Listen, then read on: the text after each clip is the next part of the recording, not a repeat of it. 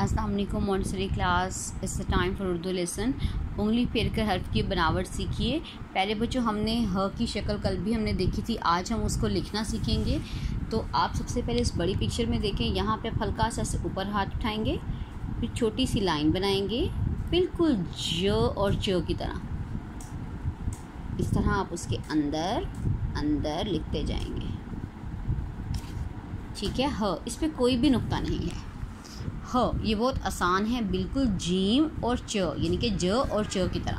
तो आप इस सफ़े को खुद लिखिए। उसके बाद प्यारे बच्चों आप यहाँ पे आ जाएं। उसके बाद आता है ख।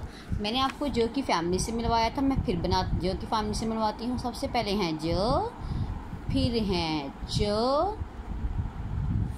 फिर हैं ह के बारे में मैंने पढ़ा, और अब है ख। ये चार भाई हैं, ज, च, ह और ख, ठीक है। एक के अंदर एक नुक्ता है, इसके 3 नुक्ते हैं, इसके पास कोई नुक्ता नहीं और इसके ऊपर एक नुक्ता होता है। ये आपने याद रखना है बच्चों। अब हमने आज इसके आखिरी भाई से मिलना है ख से। ख से खरगोश है जी, इसके गिर्द दायरा लगा दें। ख से हवाई जहाज़ है, ख से खैमा, ख से टमाटर नहीं, ठीक है। जो चीज़ें ख से हैं आप उसके गिर्द दायरा लगा दें। अब आप इन सारे हरूफ में ख ढूंढें, यानी कि जिसके ऊपर एक नुक्ता होगा आपने वो ढूंढना है, और उसके ऊपर क्या करना है, आपने उन खरबूजों में प्यारा सा रंग भर देना है, क्योंकि ये सारे खरबूजे हैं, ख से शुरू हो रहे हैं। चलिए प्यारे बच्चों, सेम जिस तरह आज आपने ह लिखा आप उसी तरह से ख लिखेंगे।